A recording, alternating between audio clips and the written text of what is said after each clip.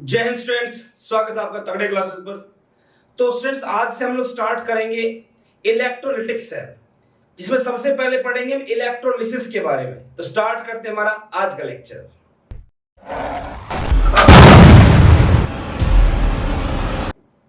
तो स्टूडेंट्स, हम लोग स्टार्ट कर चुके हैं आज इलेक्ट्रोलिटिक सेल।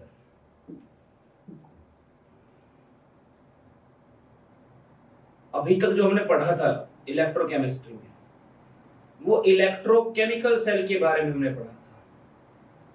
अब हम इलेक्ट्रोलिटिक सेल के बारे में पढ़ेंगे। नॉर्मली क्या होता है, इसमें एनोड कैथोड एक ही कंटेनर में दिखाया जाता है। बैटरी की जरूरत होती है इसके अंदर, क्योंकि नॉन स्पॉन्टेनियस प्रोसेस को करवाता है।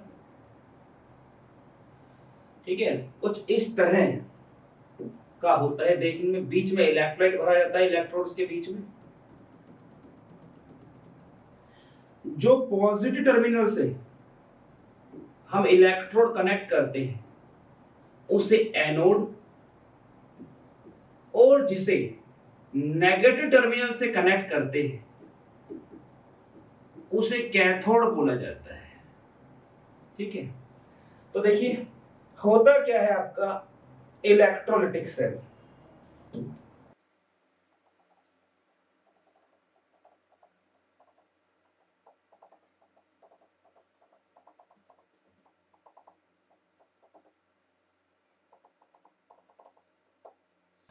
ये कहता है ऐसा डिवाइस होता है जिसमें केमिकल रिएक्शन होती है, वो तब होती है जब इसमें से इलेक्ट्रिसिटी को पास किया जाता है। तो जो इलेक्ट्रोलाइट होता है डिकम्पोज होता है, और उसके बाद हमारा जो केमिकल प्रोसेस है, एनोड कैथोड रिएक्शन, पता चलता है क्या क्या केमिकल रिएक्शन हो रही है। तो देखिए, इसमें हम लोग जो मेन पढ़ने वाले हैं वो हम पढ़ने वाले हैं इलेक्ट्रोलिसिस के बारे में। इलेक्ट्रोलिसिस, इलेक्ट्रो का मतलब है इलेक्ट्रिक करंट, लिसिस का मतलब होता है डिकम्पोज। देखो, ब्रेकिंग लिखने से बचना। इसमें ब्रेकिंग वर्ड कोई मतलब आप लिखेंगे कोई गलत नहीं करेगा, लेकिन थोड़ा सा फर्क होता है इसमें। फर्क ये होता है, जैसे मान लो मेरे पास एक टेबल सॉल्ट का टुकड़ा है, नमक का एक बड़ा सा टुकड़ा है मेरे पास, ये टुकड़ा है। मैंने इसमें ईंट पत्थर कुछ भी मार के इसको तोड़ दिया, ये छोटे छोटे कुछ पीसेस में टूट गया। ठीक है, ऐसे ऐसे। तो यहां पर मैं वर्ड यूज करूंगा इनके लिए ब्रेकिंग, कि यहां पे क्या हो गया, ब्रेक हुआ है। ठीक है, और इन सभी में जो ब्रेक हो, पहले क्या था, जो ये टेबल सॉल्ट का टुकड़ा था, इसमें इसके जो कंपोनेंट, बेसिक कंपोनेंट था NaCl, केमिकल फॉर्मूला NaCl टूट गए ना। इस समय फॉर्मूला क्या है, NaCl NaCl NaCl NaCl। ये ब्रेकिंग है, ब्रेक हो गया। डिकम्पोज का मतलब क्या होता है, जो केमिकल फॉर्मूला है ना, वो अपने यही अपने आयंस में टूट जाएगा। ये यहां इसके लिए हम यूज करेंगे डिकम्पोज। यहां इसके लिए वर्ड यूज कर सकते हैं हम डिकम्पोज। ब्रेकिंग या ब्रेक वर्ड यूज करने से थोड़ा सा बचने की कोशिश करना इसमें। ठीक है, अच्छा ठीक है जी। तो होता क्या इलेक्ट्रोलिसिस, मतलब इलेक्ट्रिक करंट पास करेंगे, इलेक्ट्रिसिटी पास करेंगे, फिर जो हमारे पास जो इलेक्ट्रोलाइट होगा क्या हो जाएगा, डिकम्पोज हो जाएगा। तो क्या होता है ये,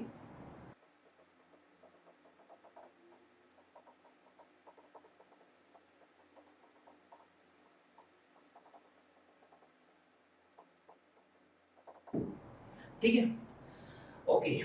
दो एस्पेक्ट में हम इसको पढ़ते हैं, जो इलेक्ट्रोलिसिस है हमारे पास,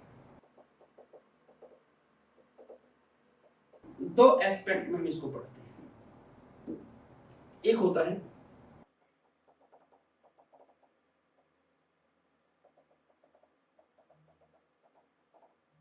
qualitative aspect of electrolysis,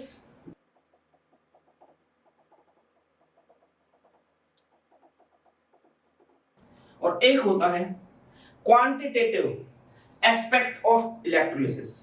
quantity, मात्रा, अमाउंट, ठीक है, वो चाहे मास की टर्म में हो, वॉल्यूम की टर्म में हो, ठीक है, क्वांटिटी, क्वालिटी, क्वालिटी मतलब इसमें अमाउंट से मतलब नहीं है। ये क्या बताता है, ये हमें बताएगा कि जो एनोड कैथोड होंगे उस पर जो प्रोडक्ट बनेंगे, जो केमिकल रिएक्शन होगी वो क्या होगी। तो क्वालिटेटिव में हमें क्या पता चलता है, जो एनोड और कैथोड है इस पर जो केमिकल रिएक्शन होंगी इन पर, और उस केमिकल रिएक्शन से जो प्रोडक्ट निकलेंगे कि एनोड पे क्या प्रोडक्ट निकल रहा है, कैथोड पर क्या प्रोडक्ट निकल रहा है, वो पढ़ते हैं हम क्वालिटेटिव एस्पेक्ट ऑफ इलेक्ट्रोलिसिस में। क्वांटिटेटिव में क्या, अमाउंट के बारे में पढ़े, कितना निकला, कौन सा निकला, वो यहां से पता चलेगा, कितना निकला वो किससे पता चलेगा, क्वांटिटेटिव, जिसको हम फैराडेज लॉ के अंदर पढ़ेंगे। कितनी इलेक्ट्रिसिटी पास की तो कितना कितना अमाउंट ऑफ इलेक्ट्रोलाइट जो था मेटल का, वो इलेक्ट्रोड, एनोड या कैथोड किसी पर डिपॉजिट हुआ, या कोई जो गैस है वो कितने लिबरेट हुई एनोड या कैथोड से, वो सब हम इसके अंदर पढ़ते हैं। तो बात करते हैं कौन कौन से फैक्टर्स होते हैं जो इस पर असर डालते हैं।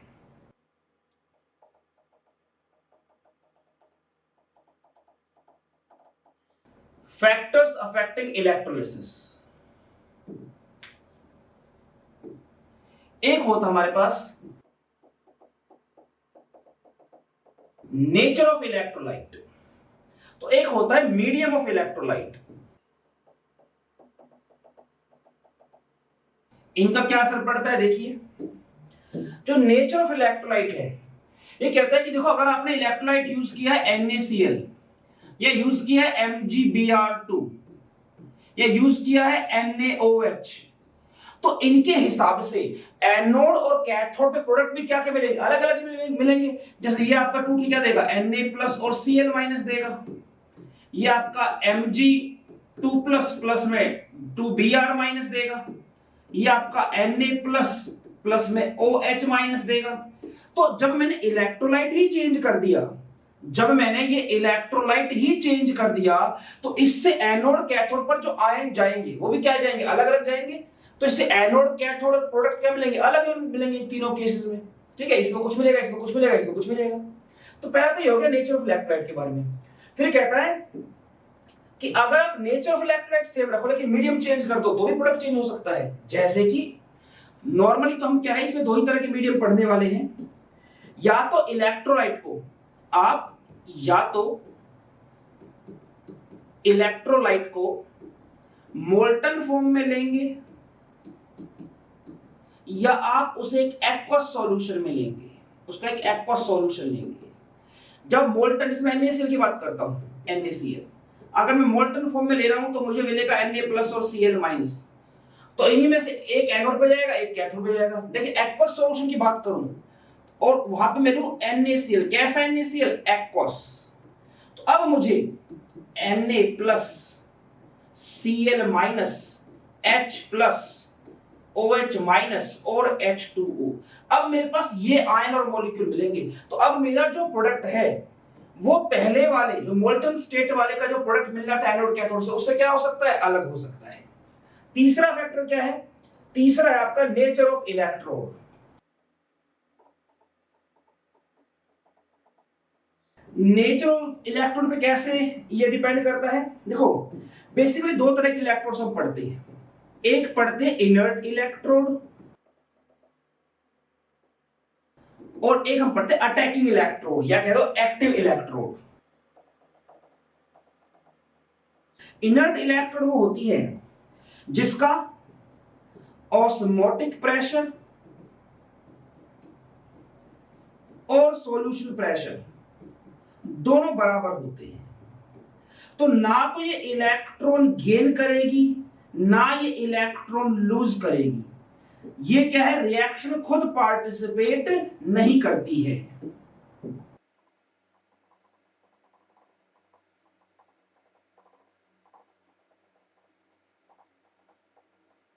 ये खुद पार्टिसिपेट नहीं करती है, क्या करती है, अपनी सरफेस प्रोवाइड करती है इलेक्ट्रॉन को एक्सचेंज करने के लिए, ठीक है। इलेक्ट्रॉन ट्रांसफर करने के लिए सिर्फ अपनी सरफेस प्रोवाइड करती है। एक्टिव इलेक्ट्रोड क्या होती है, या तो इसका ऑस्मोटिक प्रेशर सॉल्यूशन प्रेशर से ज्यादा होगा, या इसका ऑस्मोटिक प्रेशर सॉल्यूशन प्रेशर से कम होगा। ठीक है, अगर ये एक्टिव होती है मतलब ये रिएक्शन में पार्टिसिपेट करे, मतलब क्या होता है कुल मिला के एक्टिव इलेक्ट्रोड का, कि ये क्या करती है, ये रिएक्शन में पार्टिसिपेट करती है।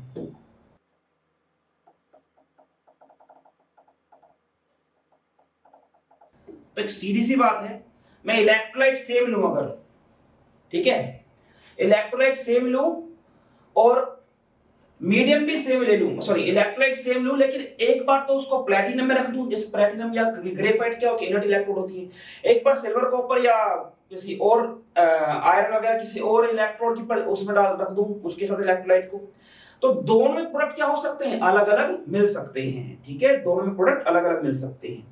इनर्ट इलेक्ट्रोड का एग्जांपल क्या हो गया आपका, जैसे कि प्लैटिनम और ग्रेफाइट।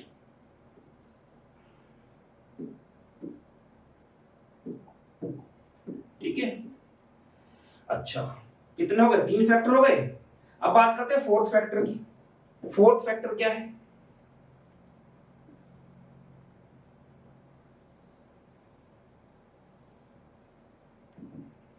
ये आपका flow of charge, charge density flow during electrolysis. हाँ, charge density flow during electrolysis, charge density flow during electrolysis. इसमें क्या है, ये सिर्फ आपका जो डाइल्यूट NaCl वाला केस होगा ना, डाइल्यूट NaCl, उसमें काम आता है। जब इसकी बात करेंगे तो उसको समझाएंगे। ये चौथा फैक्टर है, पहला नेचर ऑफ इलेक्ट्रोलाइट, दूसरा मीडियम ऑफ इलेक्ट्रोलाइट, तीसरा नेचर ऑफ इलेक्ट्रोड, चौथा आपका चार्ज डेंसिटी ड्यूरिंग इलेक्ट्रोलिसिस, और यहीं से हम पांचवें फैक्टर की तरफ चलते हैं। पांचवा फैक्टर होता है आपका कंसंट्रेशन ऑफ इलेक्ट्रोलाइट। इसका भी जो अधिकतर यूज होगा वो NaCl वाले केस में ही होगा, कि आप इलेक्ट्रोलाइट को कैसा लेकर चल रहे हो, क्या आप उसे डाइल्यूट NaCl इलेक्ट्रोलाइट लेकर चल रहे हो या कंसंट्रेटेड NaCl लेकर चल रहे हो, इसके हिसाब से प्रोडक्ट चेंज हो सकते हैं। ठीक है, और अगर आपको मेंशन ना किया जाए न्यूमेरिकल में या थ्योरी में कहीं पर उसको मेंशन ना किया जाए, तो ध्यान रखना आपको उसे कंसंट्रेटेड NaCl वाला केस ही मानकर चलना होता है। ठीक है, तो आप लोग इसका स्क्रीनशॉट ले लीजिए, फिर इसके बाद आगे चलते हैं। तो स्टूडेंट्स हम बात करेंगे कुछ इंपॉर्टेंट पॉइंट्स की, जो कि बहुत काम आने वाले हैं जब हम क्वालिटेटिव एनालिसिस पढ़ेंगे। तो पॉइंट नंबर 1 क्या कहता है, ये कहता है कि अगर कुछ भी मेंशन ना किया जाए इलेक्ट्रोड के बारे में, तो आप ये मानकर चलेंगे कि प्लैटिनम की इलेक्ट्रोड दी गई है।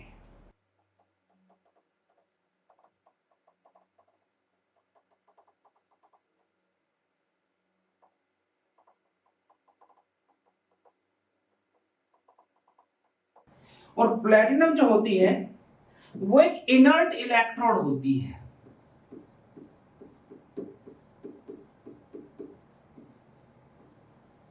मतलब इसका सॉल्यूशन प्रेशर और ऑस्मोटिक प्रेशर क्या होता है, बराबर होता है। पॉइंट नंबर 2, अगर गलती से बचना है तो पहले एनोड जो है, एनोड पर होने वाली केमिकल रिएक्शन को आइडेंटिफाई कीजिए।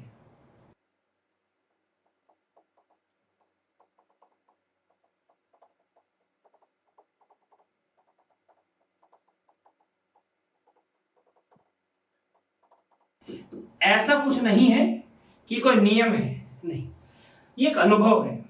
ये आपको पता चलेगा आगे आगे कि क्यों मैं ऐसा बोल रहा हूं। पॉइंट नंबर 3,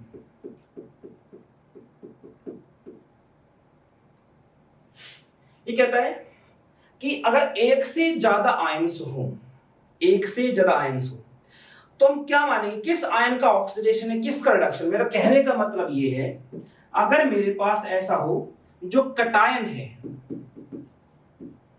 वे भी दो हो और एनायन भी दो हो, तो इन दो कटायन में से कौन सा है जो अपने से अपोजिटली चार्ज इलेक्ट्रोड मतलब कैथोड की तरफ जाएगा, और इन दो अनायन में से कौन सा है जो एनोड की तरफ जाएगा। ठीक है, तो उसका पता कैसे चलेगा।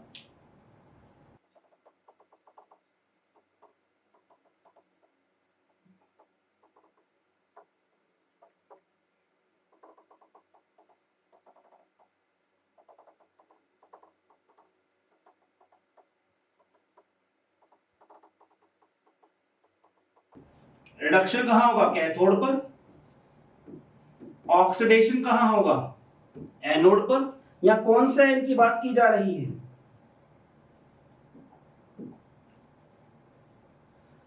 एनोड पर पॉजिटिव चार्ज उसको अनायन जाएगा, ANION अनायन, यहां आपके CATION कटायन। तो कौन सा कटायन प्रेफर किया जाएगा जिसके SRP की वैल्यू ज्यादा हो, कौन सा अनायन प्रेफर किया जाएगा जिसके स्टैंडर्ड ऑक्सीडेशन पोटेंशियल मतलब SOP की वैल्यू हायर हो। पॉइंट नंबर 4 क्या कहता है, पॉइंट नंबर 4 कहता है अगर कहीं पर ऐसा हो कि वाटर का ऑक्सीडेशन हो रहा है, अगर जो H2O है वाटर, इसका ऑक्सीडेशन हो, ठीक है, तो ऐसे में उसके लिए केमिकल रिएक्शन कैसे लिखी जाएगी,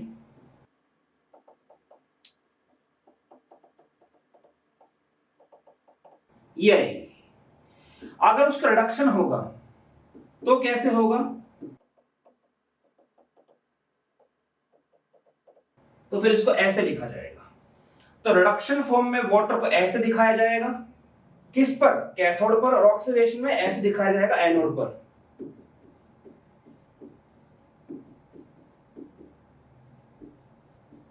ठीक है, ये हो गया।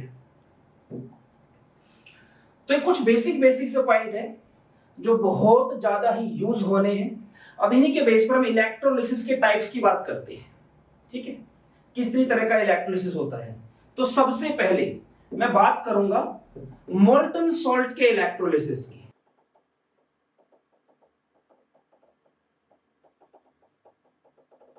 सबसे सिंपल टाइप का यही है।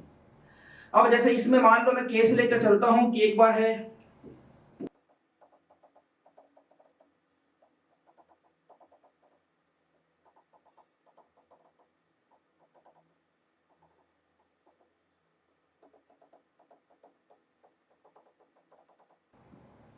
तीन सोल्ट अपनी मोल्टन फॉर्म में, मोल्टन मतलब पिघली हुई, तो इसमें एक ही तरह के अनायन होंगे, मतलब एक ही तरह कटायन और एक ही तरह का अनायन। कटायन क्या होगा, सिंपल है, Na+ क्या होगा इसमें, कटायन, और Cl- क्या होगा, अनायन। इसकी बात करें तो Mg2+ क्या होगा, कटायन, और Br- क्या होगा, अनायन। यहां पे Al3+ क्या होगा, कटायन, और Cl- क्या होगा, अनायन। अधिकतर जो अल्कली मेटल्स है वो इलेक्ट्रोलिसिस मेथड के जरिए ही उसकी ओर से अलग किए जाते हैं। देखिए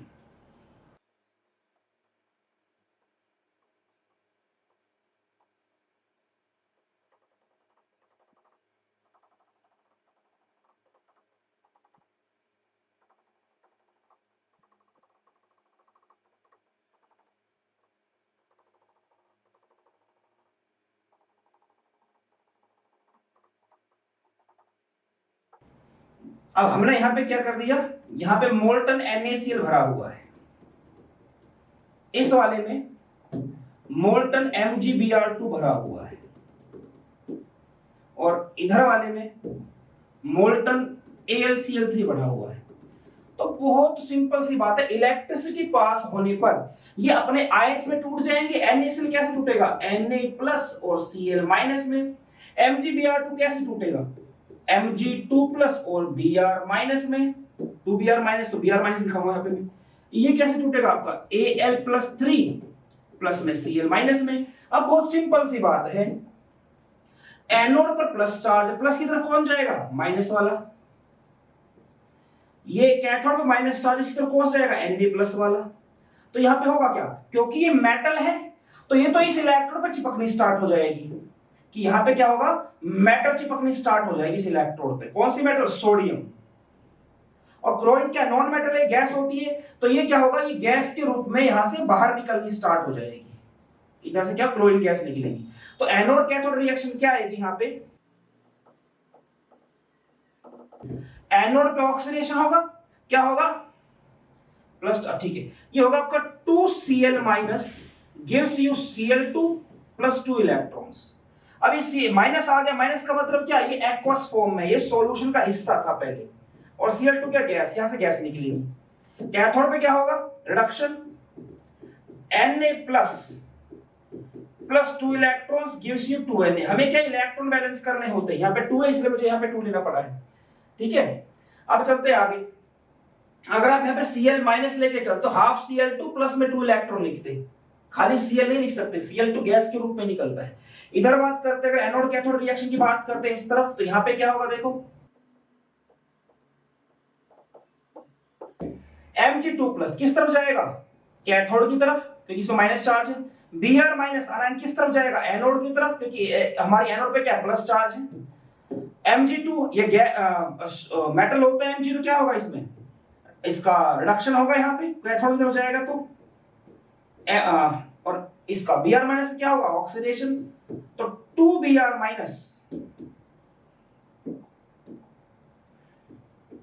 2Br- gives you Br2 + 2 electrons. Br- से एक्वस फॉर्म चार्ज है, ये ब्रोमीन क्या होता है आपका, लिक्विड फॉर्म में पाया जाता है, ठीक है। और यहाँ पे गैस की फॉर्म में आप इसे लिबरेट कर सकते हैं।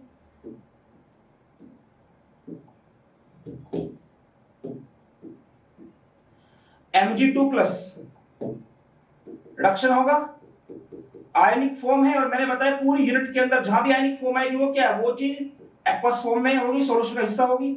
और ये आपका मैग्नीशियम क्या होता है, सॉलिड स्टेट में, S लगा देंगे यहाँ पे सोडियम के साथ क्या आएगा, सॉलिड स्टेट में है S। इधर एनोड कैथोड रिएक्शन लिखेंगे इसके लिए, यहाँ पे क्या आएगा,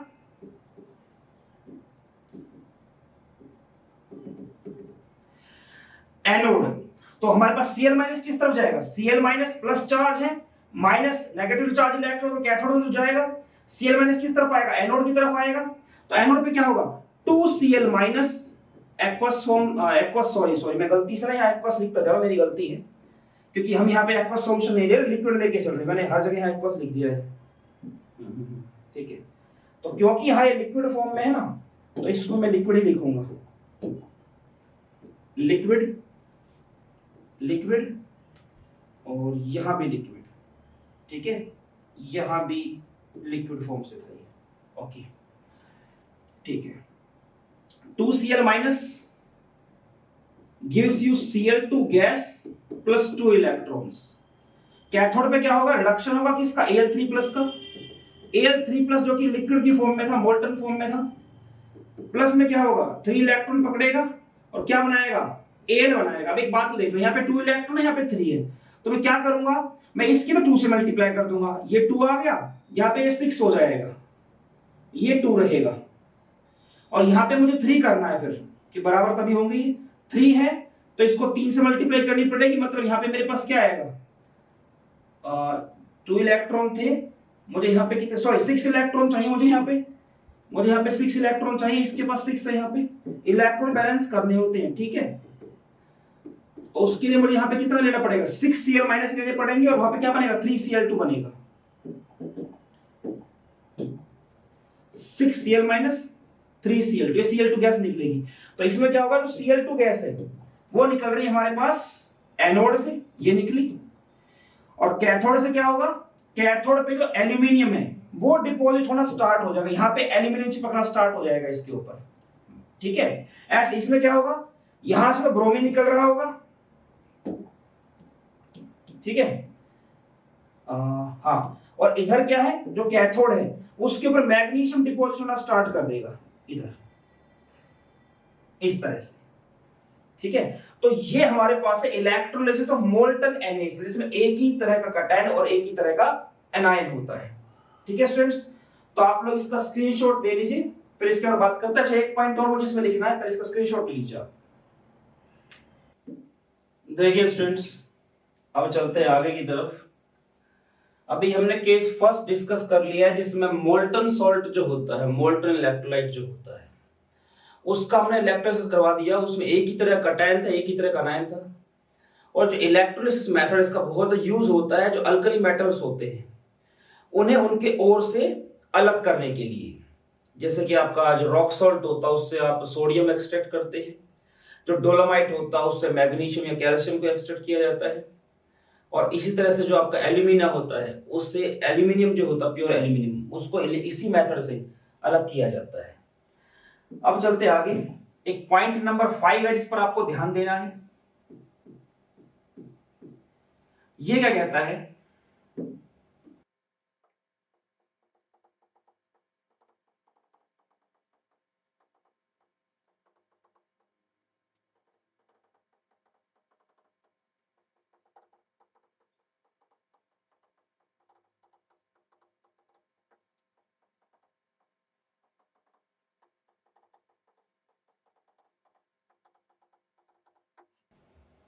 ये कहता है कि अगर कोई ऐसी इलेक्ट्रोड है जो अटैकेबल है, जैसे सिल्वर, कॉपर वगैरह, मतलब प्लेटिनम, ग्रेफाइट को छोड़ दो, बाकी अटैकेबल ही होती है।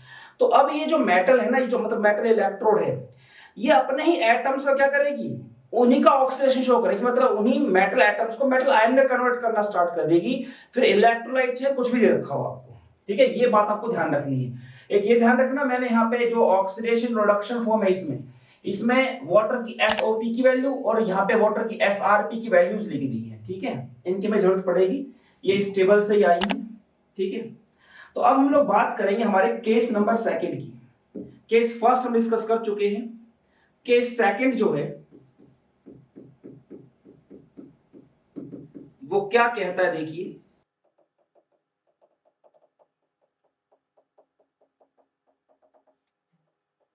अब एक्वस सॉल्ट्स जो होते हैं हम उनके इलेक्ट्रोलिसिस के बारे में पढ़ेंगे, जिनमें सबसे पहले हम पढ़ेंगे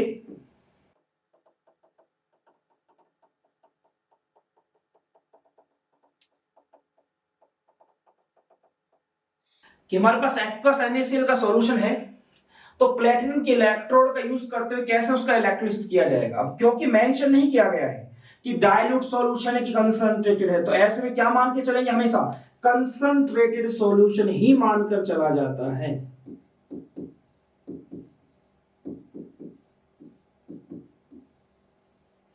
ठीक है, इसके अलावा हम लोग पढ़ेंगे डाइल्यूट NaCl का इलेक्ट्रोलिसिस।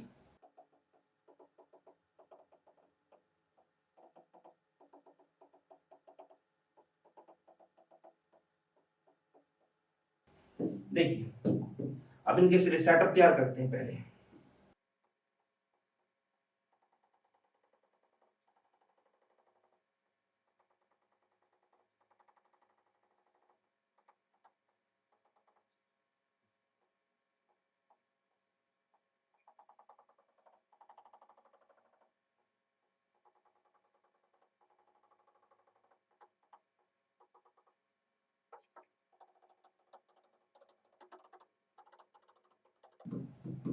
देखिए, और डिस्कस करते हैं। अब जैसे इलेक्ट्रिसिटी पास होगी तो इसका जो इलेक्ट्रोलाइट NaCl वो अपने आयंस में टूटेगा, साथ में कुछ अमाउंट में वाटर जो है वो भी H+ और OH- में टूटेगा, और काफी सारा H2O एज इट इज रहेगा, ठीक है। अब ये जो कटायन मेरे पास है Na+ और H+, और देखो H2O में तो स्लाइटली पॉजिटिव स्लाइटली नेगेटिव दोनों हिस्से होते हैं, तो ये तो दोनों इलेक्ट्रॉन की तरफ मूव कर सकता है। तो प्लस वाले दौड़ेंगे कटायन की तरफ, सॉरी कैथोड की तरफ, और यहां से H2 दौड़ेगा, क्योंकि इस पर क्या है, नेगेटिव चार्ज इस इलेक्ट्रोड की तरफ कैथोड है, ये बैटरी के नेगेटिव टर्मिनल से जुड़ी हुई है। एक छोटा डंडा होता है बैटरी का, इसे नेगेटिव टर्मिनल बोलते हैं। ठीक इसी तरह से जो माइनस चार्ज वाले हैं वो दौड़ेंगे पॉजिटिवली चार्ज इलेक्ट्रोड, मतलब एनोड की तरफ, साथ में वाटर मॉलिक्यूल भी जाएगा उस तरफ। तो 3 आयन या मॉलिक्यूल ऐसे हैं जो कैथोड की तरफ दौड़ रहे हैं, 3 ऐसे हैं जो एनोड की तरफ दौड़ रहे हैं। मैंने इसमें लिखा हुआ है कि पहले हम आइडिया लगाएंगे एनोड पे होने वाली रिएक्शन का, तो मैं पहले एनोड की तरफ ही जाऊंगा। कि एनोड पर क्या कुछ हो रहा है। देखिए अब एनोड पर प्लस चार्ज है माइनस वाला है, एक Cl माइनस है, OH माइनस H2O है। देखो OH माइनस और H प्लस की बात ही मत करना इसमें, क्यों ना करना, क्योंकि कंसंट्रेटेड सॉल्यूशन है। तो एक तो पानी है ही बहुत कम, और दूसरा जो कम है ना, जब वो टूटेगा भी तो बहुत कम टूटेगा। इसकी कंसंट्रेशन कितनी होती है, 10 की पावर -7 होती है इसकी कंसंट्रेशन, इतने मोल पर लीटर, इतने मोल पर लीटर, तो ये बहुत ही कम है। तो एक तो वैसे पानी कम है, जो कम पानी उसमें से क्या ना के बराबर मॉलिक्यूल टूट रहे हैं, तो इसमें आप H प्लस और OH माइनस को तो हटा के ही हटा के चलना लगभग लगभग, ठीक है। अब देखिए आगे, अब इसकी तो दौड़ लगा रहे हैं Cl माइनस और हमारा H2O, इन दो के बीच में मेन रेस है। अब Cl माइनस वाला जो है यहां जाएगा, उसका ऑक्सीडेशन होगा। अब ऑक्सीडेशन होगा तो उसके लिए SOP की वैल्यू आएगी माइनस का 1.36, जहां भी होगी। ये रहा, देखो रिडक्शन फॉर्म में दिखा रखा है Cl2 से Cl माइनस, Cl पे ऑक्सीडेशन नंबर 0 है, यहाँ पे -1 है। तो जब इसको रिडक्शन फॉर्म में दिखाया गया ये है, तो ऑक्सीडेशन फॉर्म में दिखाऊंगा तो वैल्यू चेंज हो जाएगी, साइन चेंज हो जाएगा, -1.36 बनेगा। तो जो Cl माइनस है उसकी वैल्यू कितनी आ रही है SOP की, इसकी SOP की वैल्यू है 1.36 वोल्ट, ठीक है जी। और जो हमारे पास वाटर है उसकी कितनी आ रही है, रिडक्शन फॉर्म है जो ऑक्सीडेशन वाला है उसके अंदर माइनस का 1.23 वोल्ट, सॉरी ऑक्सीडेशन होगा, हाँ इसका भी माइनस आएगा, मैंने इसको प्लस लिख दिया गलती से, मैंने इसे प्लस लिख दिया भाई, मेरी गलती है ये, माइनस, ठीक है। और इसके लिए कितना आ रहा है, SOP की वैल्यू आ रही है -1.23 वोल्ट। अब देखने में तो ऐसा लगता है जो H2O वाला केस है उसके SOP की वैल्यू बड़ी है ना, -1.23 वोल्ट क्या होगा, माइनस के 1.36 से बड़ा होगा। लेकिन यहां पर एक खेल है, वो खेल क्या है, वो खेल है ओवर वोल्टेज का। ओवर वोल्टेज क्या है, ठीक है जी, हम एक वैल्यू दे देते 1.23 वोल्ट कि भाई आप इतना वोल्ट अगर लेके चलते हैं तो आपका जो वाटर उसका इलेक्ट्रोलिसिस हो जाना चाहिए, टूट जाना चाहिए, और उससे आपकी ऑक्सीजन गैस निकलनी चाहिए। लेकिन जब एक्सपेरिमेंटली करके देखा तो ऐसा हुआ नहीं। क्यों नहीं हुआ, उसके पीछे कारण है हाइड्रोजन बॉन्डिंग। देखिए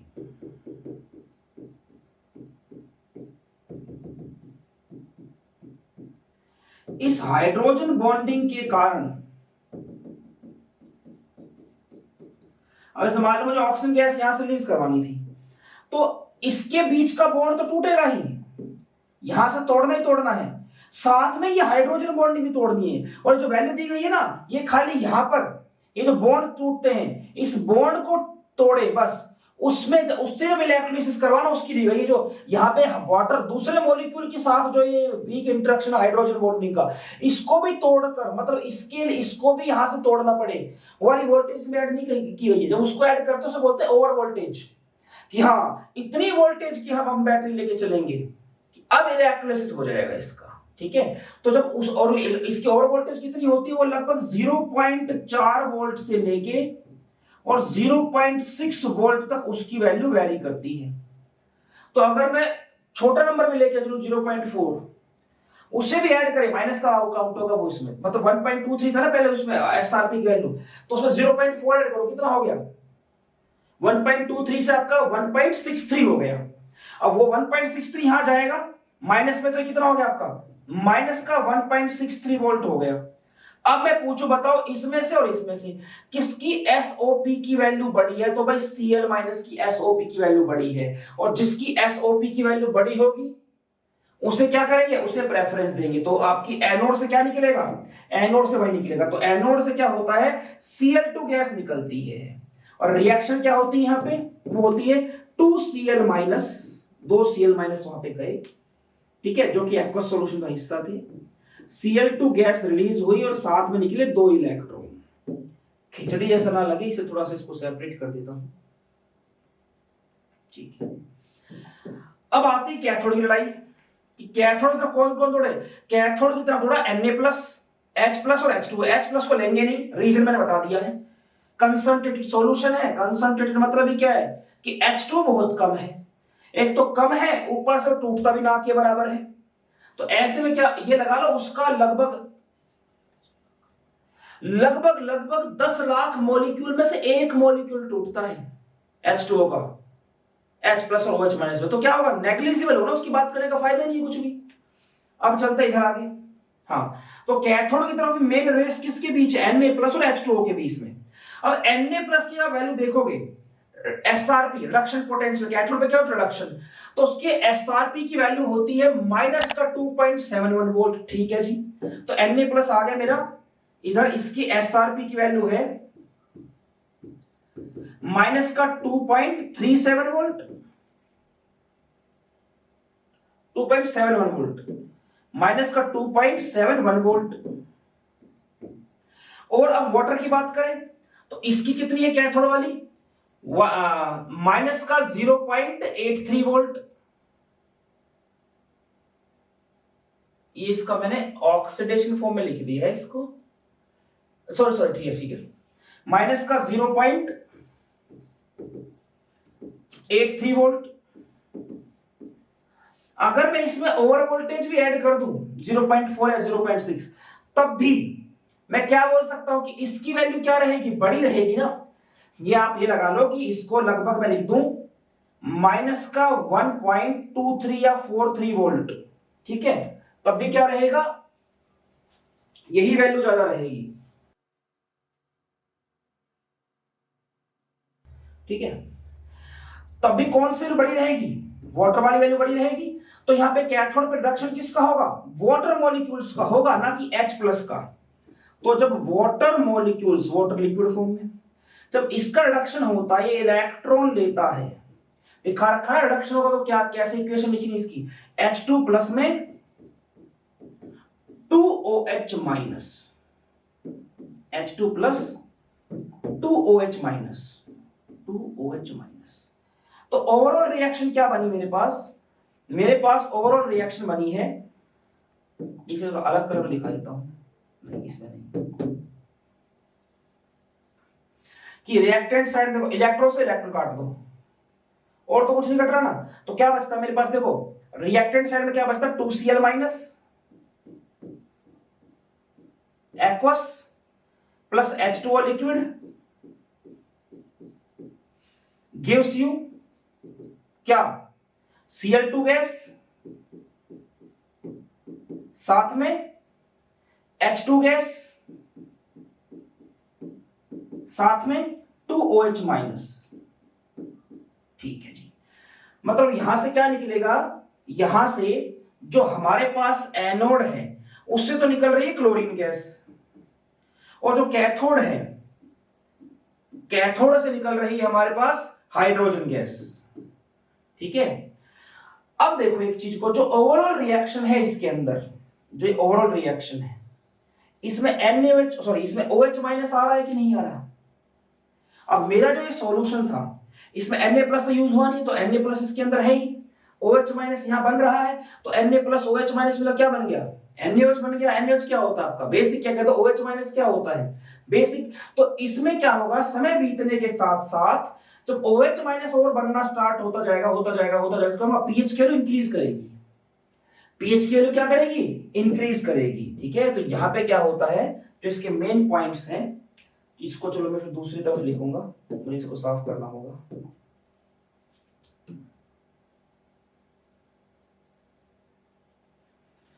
इसके मेन पॉइंट्स की बात करते हैं कि कंक्लूजन क्या क्या निकले इसमें।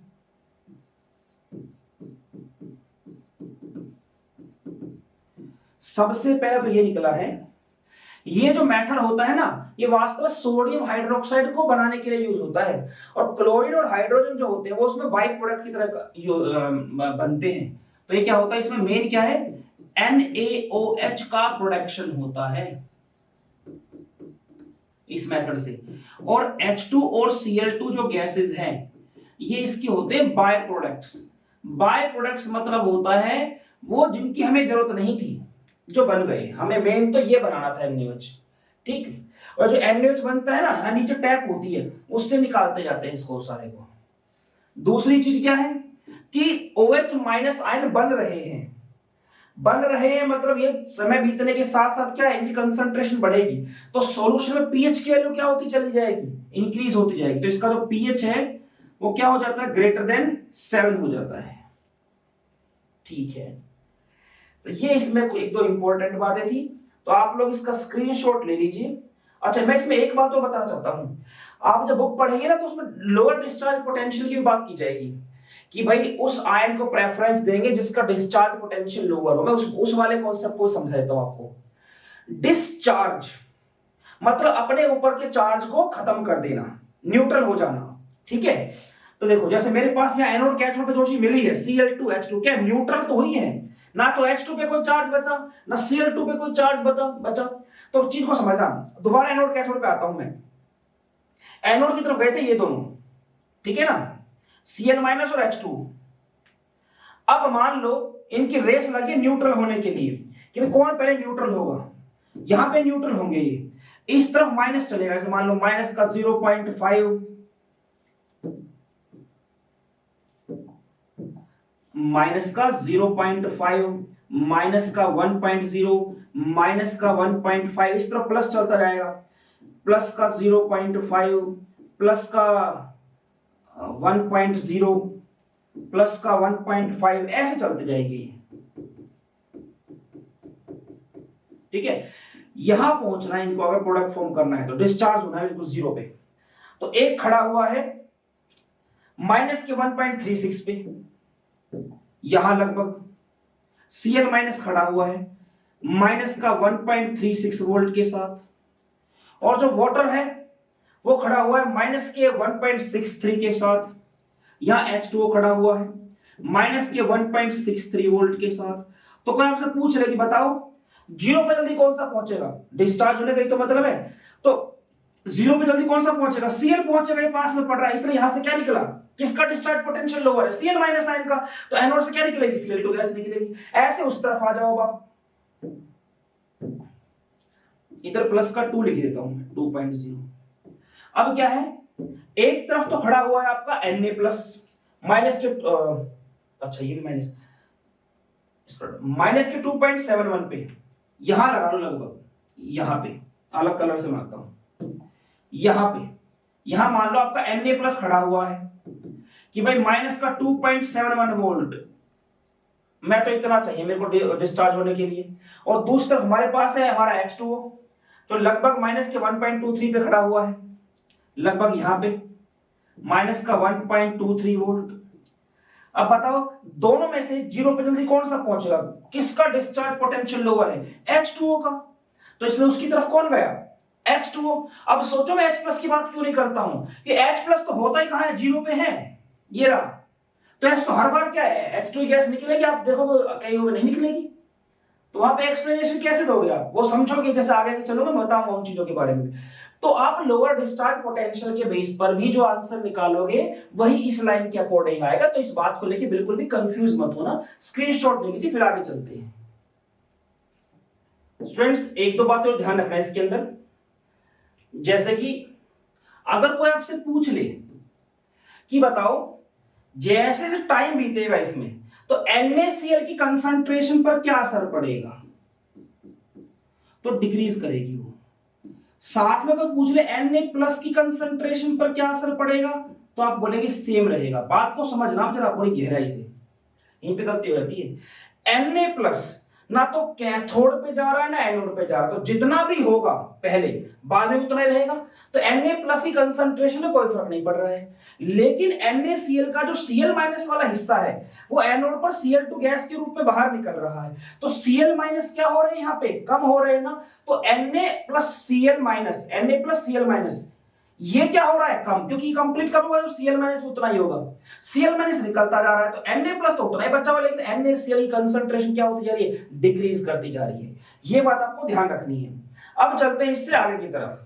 अब हम लोग बात करेंगे हमारे केस सेकंड के बी पार्ट की, जो क्या कहता है, वो बताता है कि अब हम लोग इलेक्ट्रोलिसिस करेंगे किसका, हम लोग इलेक्ट्रोलिसिस करेंगे डाइल्यूट NaCl का प्लैटिनम इलेक्ट्रोड का यूज करते हुए। तो देखिए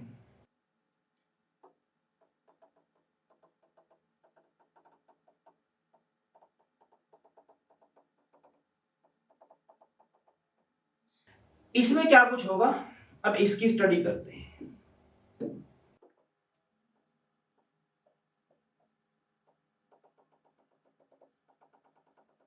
फैराडेज फर्स्ट और सेकंड लॉ जो आप पढ़ते हैं वो तब तक कंप्लीट नहीं होगा जब तक कि आपको ये जो टॉपिक चल रहा है फिलहाल ये नहीं आ जाता। क्योंकि अगर आपको एनोड कैथोड ही पता नहीं चलेंगे कि एनोड कैथोड पे जो प्रोडक्ट बन रहे हैं, जो केमिकल रिएक्शन हो रही है वो है क्या, तो आप यही पता नहीं कर पाओगे कि प्रोडक्ट क्या होगा। तो जब प्रोडक्ट नहीं पता चलेगा कितने इलेक्ट्रॉन चाहिए, कितने फैराडे चाहिए किसी चीज को बनाने के लिए या डिपॉजिट करने के लिए, लिबरेट करने के लिए, तो आप क्वेश्चन कैसे कर पाएंगे। तो एक बहुत ही इंपॉर्टेंट टॉपिक है आपका। अब बात करते फिर से डाइल्यूट NaCl। अब क्या है हमारे पास यहाँ पे Na+, इलेक्ट्रिसिटी पास होगी तो Na+ मिलेगा, Cl- मिलेगा, पानी, इस बार पानी भर भर के है क्योंकि NaCl क्या ना के बराबर है, डाइल्यूट हो गया ना, H+ OH- और H2O। ये हमें पता है Na+, H+ और H2O, ये तीनों किस तरफ भागेंगे, ये तीनों भागेंगे कैथोड की तरफ। और जो हमारे पास एनोड है उसकी तरफ दौड़ेंगे Cl-, OH- और H2O।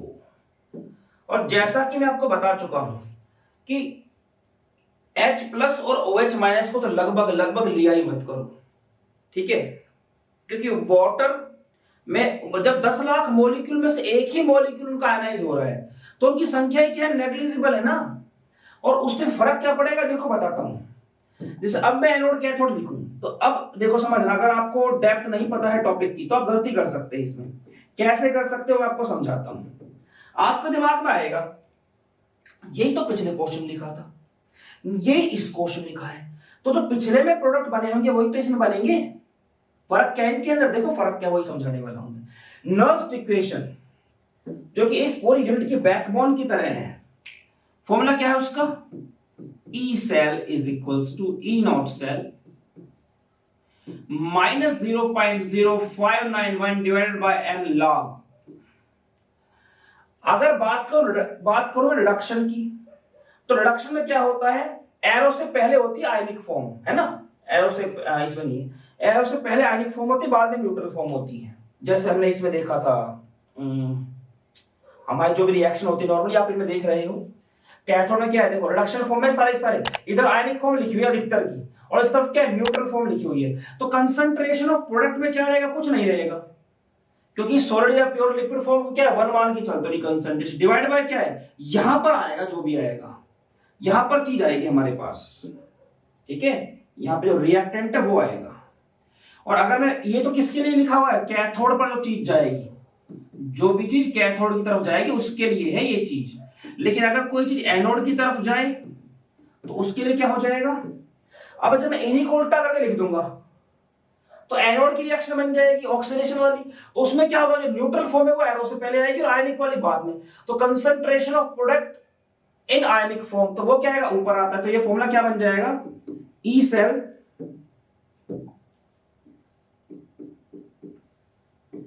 is equals to E naught cell minus 0.0591 divided by n log। और यहां पे आ जाएगा आपका प्रोडक्ट वाली टर्म जो कि आयनिक फॉर्म में है, डिवाइड बाय 1 लगाने की जरूरत नहीं है, ठीक है। अब समझना मेरी बात को गहराई से, पहले एनोड वाले की बात करेंगे कि भाई इस पर तो पॉजिटिव चार्ज है, नेगेटिव वाले दौड़ रहे हैं, नेगेटिव में Cl- OH- H2, मैंने कहा OH- की बात ही नहीं करेंगे। तो मेन लड़ाई किसकी है, Cl- और H2O की है, ठीक है। और हम किसके, एनोड की बात कर रहे हैं यहाँ पे, एनोड, हाँ ठीक है, एनोड की हम लोग बात कर रहे हैं।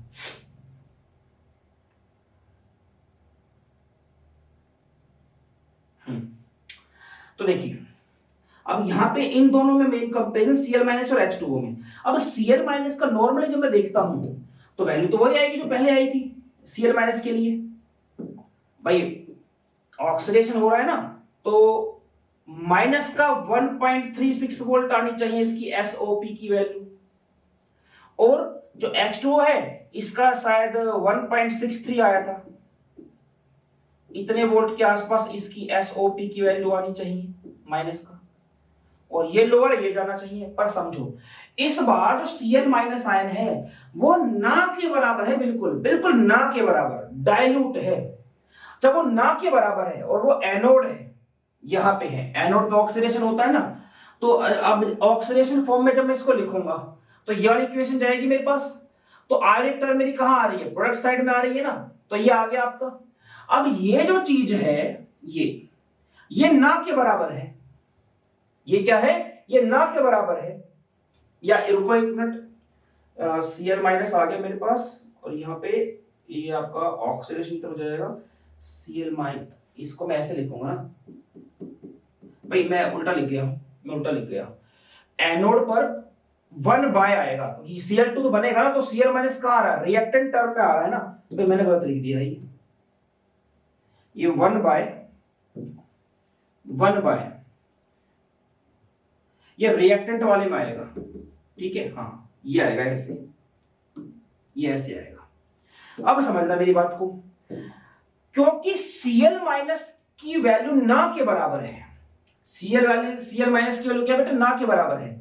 जब ना के बराबर है तो यहां पे एक छोटा नंबर होगा, जब यहां पे एक छोटा नंबर होगा मतलब एक नंबर जो नेग्लिजिबल सा है, वेरी स्मॉल, और जब डिनोमिनेटर वेरी स्मॉल होगा तो आप अपने आप सोच के बताइए, जब डिनोमिनेटर बहुत छोटा होता है तो ये वैल्यू क्या हो जाएगी, ये लार्ज नहीं हो जाएगी क्या, बड़ी नहीं हो जाएगी, जैसे कि 3/2 और 3/0.2। भाई जो डिनोमिनेटर छोटा तो इसमें भी है, ऊपर वाले नंबर के मुकाबले छोटा इसमें भी है, पर इसमें काफी छोटा, जितना ही छोटा होता जाएगा उतना ही इसको सोल्व करके वैल्यू क्या आएगी, बड़ी आती चली जाएगी। मैं इसको सोल्व करूंगा तो कितना आएगा 1.5, लेकिन जब मैं इसको सोल्व करूंगा तो कितना आएगा, लगभग 15 आ जाएगा, सॉरी हाँ 15, तो 10 गुना बड़ा है कि नहीं आया नंबर। तो ऐसे इसमें है, क्योंकि ये ना के बराबर है तो डिनोमिनेटर ना के बराबर बहुत छोटा है, तो ये वैल्यू क्या होगी, बड़ी। और ई नोट सेल में से जब एक बड़ी वैल्यू माइनस करोगे तो ई सेल की वैल्यू क्या हो जाएगी, ई सेल की वैल्यू हो जाएगी स्मॉल। तो ये जो आप देख रहे हो -1.36 नहीं रहेगी इसकी वैल्यू, इसकी वैल्यू काफी छोटी पड़ जाएगी, SOR लिख दिया मैंने गलती से, पी है, इसकी वैल्यू क्या पड़ जाएगी, बहुत छोटी पड़ जाएगी, और वो इसकी वैल्यू से भी कहां चली जाएगी, नीचे चली जाएगी। तो ऐसे में 10 गुना तक का फर्क आ रहा है। और डाइल्यूट का मतलब क्या होता है, ना के बराबर, 4-5% लेके चल रहे पानी, बाकी सारा क्या है आपका, सॉरी 4-5% लेके चल रहे NaCl, बाकी सारा पानी है। क्योंकि पहले क्या लेके चल रहे थे, कंसंट्रेटेड वाले में 70-80% तक आपका NaCl लेके चल रहे थे हम लोग, ठीक है, और पानी ना के बराबर था। अब इस केस में क्या होगा, इसकी वैल्यू कम होगी और इसकी वैल्यू क्या होगी, ज्यादा होगी। तो इस बार एनोड पे कौन जाएगा, एनोड पे जाएगा पानी। और जब एनोड पे जाता है तो रिएक्शन क्या होती है, 2H2O gives you O2 plus 4H plus ions। O2 हमारे पास गैस होती है, ये लिखना पड़ेगा साथ के साथ, H2O लिक्विड से O2 gas plus 4H plus ions aqueous form में, प्लस आपके 4 इलेक्ट्रॉन्स, ठीक है जी। ये आ गया मेरे पास एनोड पे। अब कैथोड की बात करते हैं, कैथोड पे क्या होगा, कैथोड की तरफ भी कौन रेस लगा रहा है, Na प्लस और H2O। अब कैथोड की तरफ जाएंगे तो रिडक्शन फॉर्म होगी, Na प्लस कहां आएगा आपका, रिएक्टेंट साइड में, ठीक है, और Na कहां आएगा, उस तरफ, ठीक है। तो इसमें तो प्रोडक्ट अपॉन रिएक्टेंट, ठीक है हाँ। अब यहां पे क्या होगा, देखो Na प्लस है, इसकी वैल्यू कितनी थी, इसकी वैल्यू थी -2.71 वोल्ट। इसकी SRP की वैल्यू कितनी थी, SRP की वैल्यू थी -2.71 वोल्ट। और H2O के लिए SRP की वैल्यू कितनी थी, वो थी आपकी माइनस का 1.23, ओवर वोल्टेज जोड़ के बता रहा हूं मैं, 1.23 वोल्ट माइनस का ओवर वोल्टेज जोड़ के। तो यहां पे तो साफ है इसकी वैल्यू क्या आ रही है, कम आ रही है ऊपर वाले के मुकाबले, और ये तो कंसंट्रेशन भी कम है, तो ये तो और ज्यादा नेगेटिव हो जाएगा और छोटा नंबर हो जाएगा ये तो, है ना। क्योंकि जितना आप इधर वैल्यू बढ़ाओगे Na प्लस की, मतलब सॉरी Na प्लस क्या बहुत छोटा होगा, कंसंट्रेशन ना के बराबर है, ये बहुत छोटा, तो ये नंबर क्या हो जाएगा बहुत बड़ा, और इसमें से कोई बड़ा नंबर घटाएंगे तो ओवरऑल रिजल्ट क्या आएगा, बहुत छोटा आएगा। तो माइनस में और नेगेटिव चला जाएगा, -3 -4 ऐसे चला जाएगा। तो उसके मुकाबले ये वैल्यू बड़ी है, जो बड़ी होती है जिसकी एसआरपी की वैल्यू बड़ी होती है वो क्या कैथोड में जाता है। तो यहाँ रिडक्शन भी किसका होगा, वाटर का। जब रिडक्शन वाटर का होगा तो मैं लेके चलूंगा 4H2, 4 क्यों लेके चल रहा हूँ, 2 लेके चलूंगा तो 2 इलेक्ट्रॉन चाहिए, और यहाँ पे 4 इलेक्ट्रॉन निकल रहे हैं तो इसलिए मैं 4H2 लेके चल रहा हूँ, क्योंकि इलेक्ट्रॉन जरूर बैलेंस करने होते हैं।